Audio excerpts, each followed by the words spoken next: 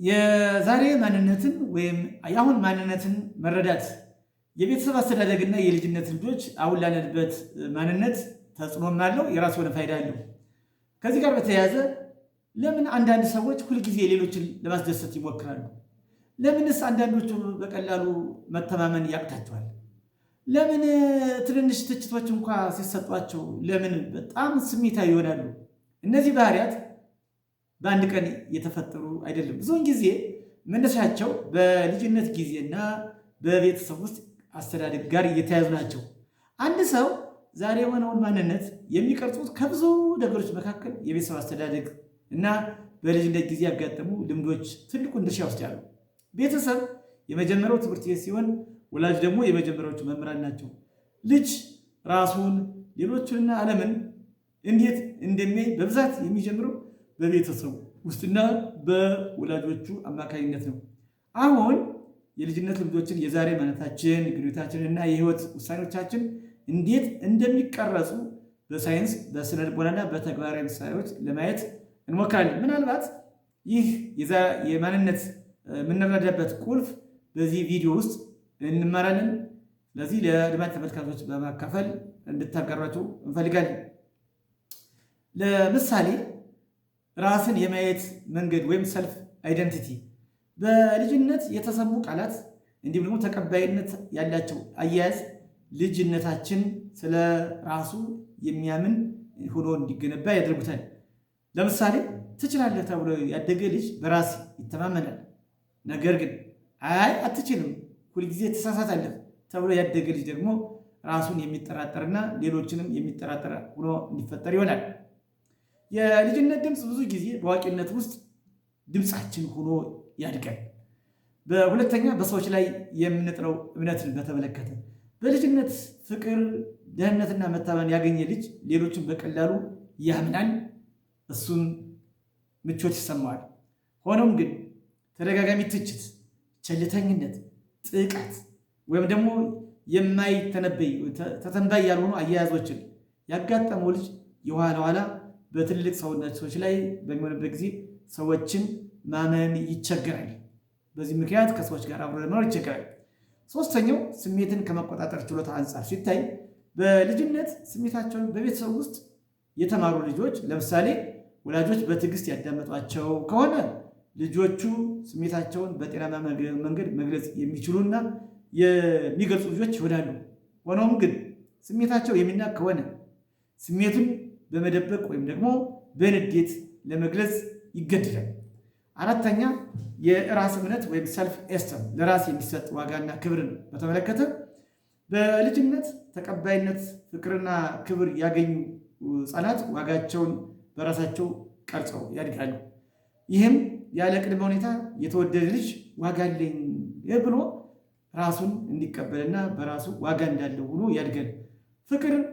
ነገር ግን ፍቅርን ከውጤት ጋር እያገናዘቡ ልጁን አይ አልተሳካልህም፣ አንተ ደካማ ነህ እያሉ የሚያድግ ከሆነ ማንም አይወደኝም ብሎ ሊያምን እና ለራሱ ያለውን ዋጋ እንዳያውቅ ያደርገዋል።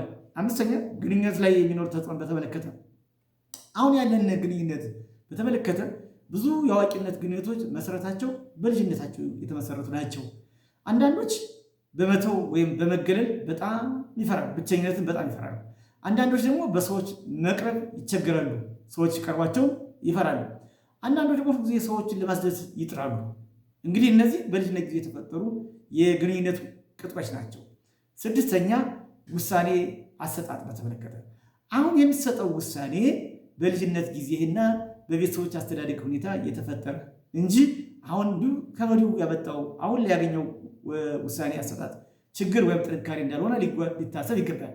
በልጅነት ጊዜ እንድናስብና እንድንወስን እየተበረታታን ያደግን ልጆች ከሆነ ራሳችን የቻለ ሁነን እናገኘዋለን። ዛሬም እንደዚያ ስሜት ይሰማን። ነገር ግን ሁልጊዜ ቁጥጥር የሚበዛበት ድጋፍ የሚደረግ ልጅ ከሆነ ደግሞ በአዋቂነት ውሳኔ ጊዜ ውሳኔ ለመውሰድ ሊፈራ ይችላል፣ ሊፈራም ይታያል።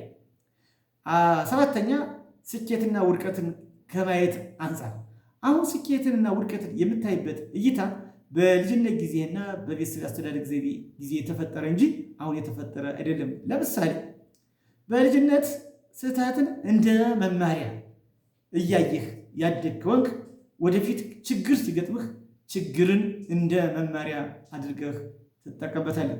ስለዚህ ችግር ሲመጣ ችግር እንኳን መጣ እንጂ መጣብኝ ብለህ ፍርሃት ያድርብህ ማለት ነው። ነገር ግን በዚህ ተቃራኒ ስህተትን በቅጣት ስህተትን እንደ መቅጫ እየተመለከትክበትና በዚህ መልኩ አድርገህ ያደግ ከሆነ ግን መሳሳትን እጅግ በጣም ያስፈራል። ስለዚህ ላለመሳሳት ነገሮችን አትሞክርም።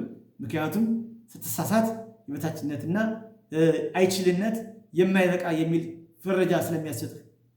እንግዲህ በአጠቃላይ የአሁን ማንነትህ በልጅነትህ ጊዜ የተፈጠረና በወላጆች የአስተዳደግ ጊዜ የተፈጠረ እንጂ አሁን ላይ የተፈጠረ አለመሆኑን ስናይ ቆይታል። ዋናችን መልእክት ምንድነው? ልጅነታችን የማንነታችን መሰረት እንደሆነ አይተናል። ነገር ግን የልጅነት ጊዜያችን የዋና መሰረት መጣያ እንጂ የመጨረሻችን ዕጣ ፈንታችን እንደማይወስን ማወቅና መገንዘብ ያስፈልጋል። ይህም ማለት አሁን ላይም የልጅነት ማንነታችን የአሁኑ ማንነታችን በልጅነታችን የተመረሰ ነው ብለን አይቀየርም፣ አይለወጥም የሚል እምነትና ግንዛቤ መያዝ የለብንም ለማለት ነው። ያለፈውን መረዳት የዛሬው ማንነታችን ለማሻሻል ይረዳናል። ነገር ግን ሰው በመማር በራስ በማወቅ በጤናማ ግንኙነት ማደግ ይችላል።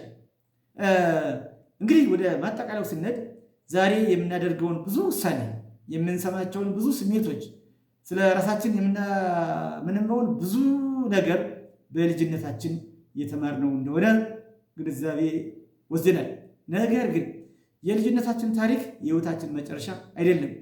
ያ ታሪክ የተጀመረበት ምዕራፍ እንጂ ሌላ የመጨረሻችን አይደለም። ዛሬ ራስን በመረዳት ነገን መለወጥ ትችላለህ። ስለዚህ የራስን መረዳት እጅግ በጣም አስፈላጊ እንደሆነ አይተናል።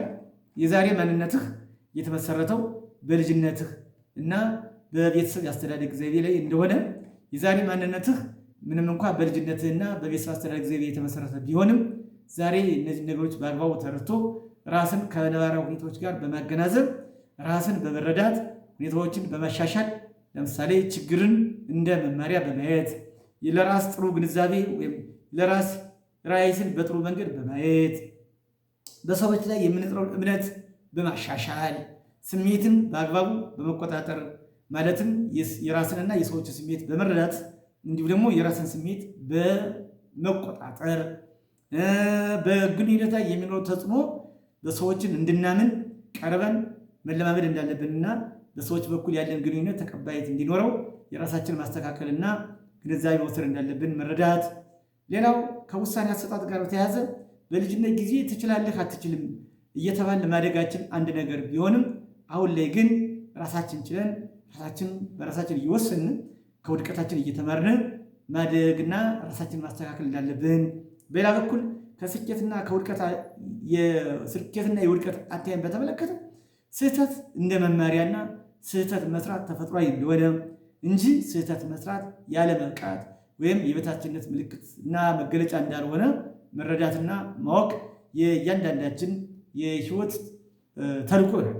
በአጠቃላይ የሰው ልጅ አሁን ያለው ማንነቱ ቀደም የተፈጠረ በልጆች አስተዳደግ ዘይቤ ላይ የተመሰረተና በወላጆቻችንና በቤተሰቦቻችን ላይ የተፈጠረ መሆኑን ተረድተን፣ ነገር ግን ደስ የሚለው ዜና ግን ያህን ማንነታችን ምንም እንኳ ቀድሞ የተፈጠረ ቢሆንም አሁን ባለን የራሳችን ጥረትና ለራሳችን በምናደርገው ግንዛቤ ራሳችን ማንነታችን መገንባት፣ ማስተካከል፣ ጥሩ ህይወት መኖር፣ ከሰዎች ጋር ተገቢ የሆነ ግንኙነት መፍጠርና ዓለምን ተረድተን ደስተኛ ህይወት መኖር የምንችልበት ሁኔታ በእጃችን እንደሆነ እናምናለን። በአጠቃላይ ይህን ቪዲዮ ለአድማጭ ተመልካቾች በሸር በማድረግ በማካፈል ቻናሉ ደግሞ ሰብስክራይብ በማድረግ እንድታበራቱ እንጠይቃለን። ይህ ህልማን ላይ ቲዩብ ነው። ህልማን ላይ ቲዩብ በማህበራዊ ስነ ልቦናዊ፣ በአእምሮ ጤና፣ በግል ስብዕና ግንባታ፣ በትምህርትና ተያያዥ ግንባታዎች ላይ የሚሰራ የዩቲዩብ ቻናል ሲሆን እኔ ገረመው ታደሰ እባላለሁ። በሙያ የስነ ልቦናና የስነ ባህሪ አስተማሪና የኮሌጅ አሰልጣኝ አማካሪ ነኝ። ስለነበረን ጊዜ እጅግ በጣም አመሰግናለሁ። መልካም ጊዜ። እግዚአብሔር ይስጥልን።